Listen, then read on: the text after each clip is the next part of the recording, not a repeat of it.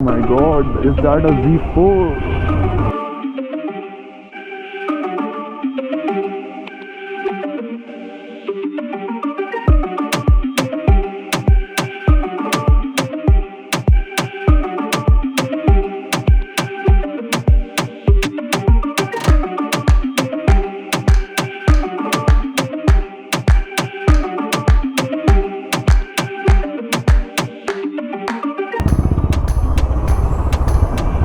Hello everybody, how are you all doing?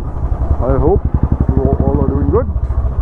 So today I'm on my way to Royal Enfield Napsarai to get some part for my upcoming modification. So yeah, the mod that I am going to do today is the mod that I wanted on this motorcycle since day one, but due to some circumstances I wasn't able to. So the mod that we are talking about is that I am installing a fatter wheel on my Bullet. As you all know that Royal Enfield Bullets, particular this model, get the 19-inch rear with 3.25 inches with wheel at the rear, but I wanted something which looks good and is practically also good, because when I went on my ride to Lansdowne, this tire didn't give me the confidence on wet conditions. That's why. So I got my hands on an 18-inch rim from Royal Enfield Classic BS6. That is also the 2021 model. Let me show you. So I have tied this wheel on the rear of my motorcycle. So as you can see that the width of the wheel is very less. On a 350cc motorcycle, seeing such a shitty kind of design doesn't look good. So yeah, so let's install this. After some time I'm gonna upgrade this wheel also, because I wanted something like a knobby design on it. So probably I will go for the MRF Meteor or the Fiat Grip XL, but till that time I'm gonna use this. So yeah, so we have reached Royal Enfield Napsarai. Let's talk about the parts.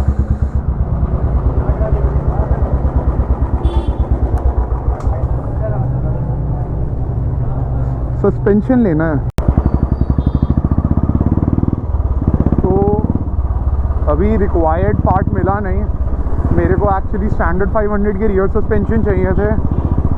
As की जो ये मेरी bullet है, इसमें 1 inch छोटे suspension आते हैं as compare to the standard 500 और द क्लासिक्स, बिकॉज क्लासिक और स्टैंडर्ड 500 में ऑलरेडी 18 इंच का टायर आता था. तो उसको 800 mm की सीट हाइट रखने के लिए उन्होंने गैस चार्ज सस्पेंशंस दिए थे जो ऑलरेडी 1 इंच ऊपर थे. और बुलेट में 19 इंच का व्हील आता था, तो इस वजह से सीट हाइट सेम होती थी. तो अभी खाली हम व्हील चेंज करा लेते हैं, फिर ये व्लॉग मैं किसी और दिन कंटिन्यू कर दूंगा जिस दिन सस्पेंशन लग रहे होंगे.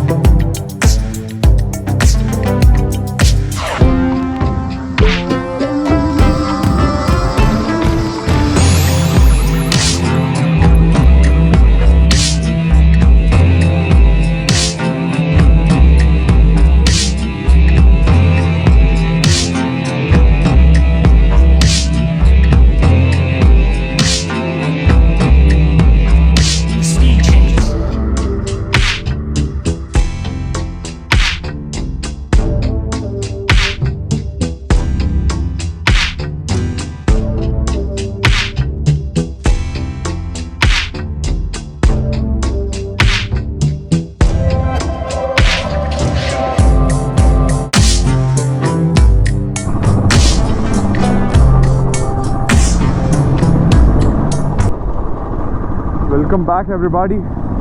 How you all are doing? तो ये वीडियो मैं ऑलमोस्ट 20 days बाद, oh my god, is that a Z4? Beautiful. So yeah, I was saying that मैं ये वीडियो ऑलमोस्ट 20 days बाद कंटिन्यू कर रहा हूँ। और पिछले वाले कल आपने देखा होगा कि मैंने ये वीडियो में अपना रियर टायर चेंज करवा दिया था। तो पिछले 20 डेज़ से मैं इसे ट्राई कर रहा हूँ। मैंने बहुत चलाया, 200 किलोमीटर अप्रॉक्स हो चुके हैं। तो अभी तक तो रिस्पॉन्स बहुत अच्छा है टायर का। बट जो 1 इंच नीचे हुआ था टायर 19 से 18, तो उससे सीट हाइट थोड़ी नीचे हो गई थी, क्योंकि जो 1 इंच होता है वो अप्रॉक्स 225 mm का होता है वो, तो 775 mm सीट हाइट आ गई थी। तो मैंने इसमें स्टैंडर्ड 500 के सस्पेंशन इंस्टॉल करवाए थे, पर मैंने उसकी वीडियो नहीं बनाई थी। कुछ क्लिप्स हैं, पहले वो क्लिप्स आप जाके देखो, उसके बाद मैं आपको आगे का बताता हूँ कहीं रुक के।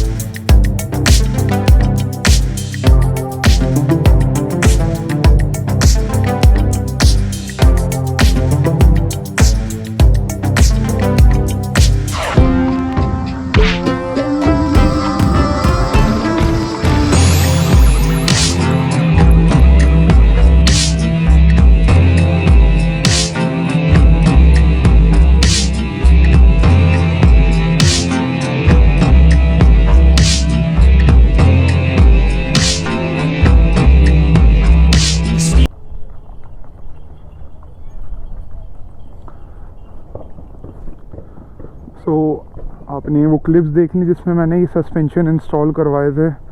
सो now the suspension and the wheels has been installed.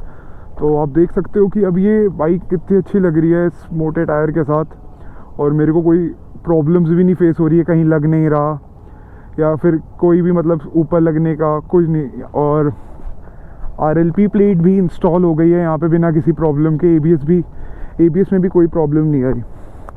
तो ये मेरे पुराने सस्पेंशंस थे जो मेरी बाइक में लगे हुए थे, और ये नए हैं जो स्टैंडर्ड 500 में आते थे और क्लासिक 500 में आते थे। तो आप देख सकते हो ये थोड़े से इनसे 1 इंच बड़े होते हैं जो स्टैंडर्ड 500 वगैरह में आते हैं, क्योंकि उनकी भी सीट हाइट 800 mm होती है और स्टैंडर्ड 350 की भी हाइट 800 mm होती है। बस उसका मेजर रीज़न होता है क्योंकि उसका टायर जो होता है वो 19 इंच का होता है। और अब मैंने इसमें क्लासिक 350 BS6 का 18 इंच का व्हील डाल दिया, जिसकी टायर प्रोफाइल 110, 90, 18 है। थोड़ा सा टायर वोन आउट है बीच में से, बट जिस प्राइस में मुझे मिला तो इतनी कोई प्रॉब्लम थी नहीं। और अब कॉर्नरिंग वगैरह तो बहुत अच्छी हो चुकी है। अब बहुत से लोग पूछेंगे कि मैंने इसमें 19 इंच में ही वो MRF मीटियोर या राल्को स्पीड ब्लास्टर क्यों नहीं लगवाया, क्योंकि यार वो टायर्स लगते हैं ऊपर। अगर मैं 19 में ही 110 लगा दूँ, पहली बात आगे स्विंग आर्म में बहुत कम बचता है। मैक्सिमम चांसेस में होता है क्या तो लोग लगाते समय क्योंकि वो ढंग से बैठता नहीं है तो लोग उसका सेंटर आउट कर देते हैं। अभी इस टायर का सेंटर आउट नहीं है, आप हाथ से भी घुमाओगे बहुत फ्रीली घूम रहा है। अभी थोड़ी अनइवन सरफेस पे है इसलिए थोड़ी सी प्रॉब्लम है, बाकी ऐसा कुछ नहीं है। और 18 इंच पहले से आ रहा है तो उसमें टायर ऑप्शंस भी हैं। तो अब ये टायर थोड़ा मैं चला लूँ, उसके बाद मैं सीएट का या फिर MRF का ही कोई डुअल पर्पस टायर लगवाऊंगा जो हल्का ऑफ रोड और रोड पे भी काम आ जाए, हाईवेज पे। तो ये सस्पेंशन और चेंज करवाते समय मुझे अपना चेन कवर भी चेंज करवाना पड़ा, क्योंकि जो ये मास्टर सिलेंडर के लिए क्लासिक्स और स्टैंडर्ड 500 में यहाँ पे कट आता है और वो 350 में नहीं आता, क्योंकि यहाँ पे कोई गैस सिलेंडर नहीं होता जो हाइड्रोलिकली इसको वो करे, ये normal spring based coil based वाला सिस्टम है जो यूज़ होता था इन बाइक्स में। तो अब मैं आपको इनकी प्राइजेस बता देता हूँ। So the tyre costed me around $600 with the rubber on it, तो बहुत सस्ता मिल गया और बहुत अच्छी कंडीशन में था, क्योंकि जिनसे लिया था उन्होंने लॉय लगवा दिए थे, तो वो 1200 का फ्रंट और रियर का पेयर दे रहे थे। बट मेरे को मैंने उनको बोला कि नहीं, मेरे को खाली रेयर का चाहिए, तो उन्होंने बोला चलो ठीक है आप ले लो 600 का। और ये सस्पेंशन मेरे को पड़े 3000 रुपीज़ के, और चेन कवर मेरे को पड़ा 80 रुपीज़ का। लेबर मेरी फ्री हो गई थी क्योंकि थोड़ा हो गया था, थोड़े जान पहचान है तो हो गई थी उससे बात। तो और ये वाले जो सस्पेंशन है ये भी बिल्कुल नए थे, तो मैंने इसको OLX पे लिस्ट किया, और मुझे मतलब इसके जितना मैंने प्राइस लिस्ट किया उतने का ही मुझे एक भैया मिल गए, उनको चाहिए थे तो उन्होंने दे दिए। तो ये मैंने इनको भेज दिया, अभी मेरे पास पड़े हैं पर उन्होंने पैसे भेज दिए तो वो आके ले जाएंगे इसको। सो ये मैंने 1600 रुपीज़ के बेचे और ये मुझे 3000 के पड़े। तो हम अगर बेसिक मैथ्स करें तो ये ऑलमोस्ट मुझे 1400 रुपीज़ पड़ा और 600 का ये पड़ा। तो 2000 रुपीज़ का मॉड था, मैं बिल्कुल सेटिस्फाइड हूँ। मेरी मोटरसाइकिल की सीट हाइट वही रह गई जो होनी चाहिए थी 800 mm। 775 में पीछे से झुक जा रही थी, तो वो अच्छा नहीं लग रहा था। एक चीज़ और है कि जो स्टैंडर्ड में फ्रंट स्प्रॉकेट आता है वो 15 इंच का आता है, क्योंकि रियर टायर 17 होता है। अब रियर टायर 19 होता है, तो इस वजह से उसमें 15 का आता था और क्लासिक्स में 350 में 16 इंच का आता था। तो उससे कोई फ़र्क नहीं पड़ रहा, जैसे अभी टायर छोटा हो गया, स्प्रॉकेट छोटा है, तो इसकी एक्सेलरेशन फास्ट हो गई है, पर टॉप स्पीड थोड़ी सी गिर गई है। जैसे कि ये पहले 125 जाती थी मीटर पे, बट मैं रॉयल इनफील्ड के नॉर्मल मीटर्स हैं जो उधर उससे चलते हैं केबल से, तो मैं थोड़ा 3-4 किलोमीटर का इसको बेनिफिट और डाउट देता हूँ। तो मतलब 120 जाती थी ये, अभी 112 तक जाएगी, क्योंकि जो मैंने लास्ट चलाई वो 117-18 गई थी, तो 110-12 जा रही है अभी। अगर मैं इसमें 16 इंच का फ्रंट स्प्रॉकेट लगवा लूँ तो सब कुछ नॉर्मल हो जाएगा, बट मुझसे उससे कोई ज़्यादा फ़र्क पड़ नहीं रहा, क्योंकि मैं बहुत ज़्यादा तेज़ चलाता नहीं हूँ।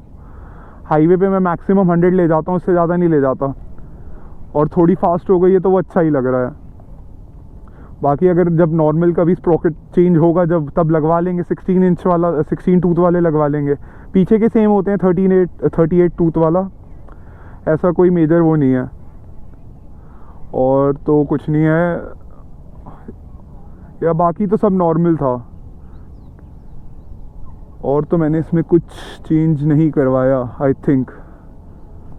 या so this was the mod and I am completely satisfied with it.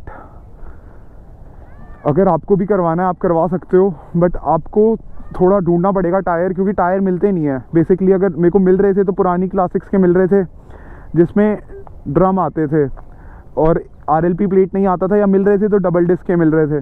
तो ये वाला अगर आपकी ABS वाली है तो आप देखना जिसमें RLP लग जाए वही वाली लेना, क्योंकि ABS नहीं चलेगा तो भी बहुत दिक्कत है। ABS एक सेफ्टी फीचर है, वो काम करना चाहिए हमेशा। तो अभी तो मेरे पास 3 रिम्स हो गए हैं, बट मैं अपना पुराना 19 वाला रिम रख लूँगा, क्योंकि उसका हब वगैरह काम आ सकता है। सो या, so I hope you like this small video about the mod that I have done on my motorcycle, and more such mods will be coming. The next one for sure will be the mirrors, because यार ये mirrors बिल्कुल बेकार हैं। 50-60 पे भी जब से bike गिरी है तो ये और ढीले हो गए हैं। So yeah, so if you like the video then hit a like, to subscribe and share it with your friend. I'll see you in the next one. Bye bye.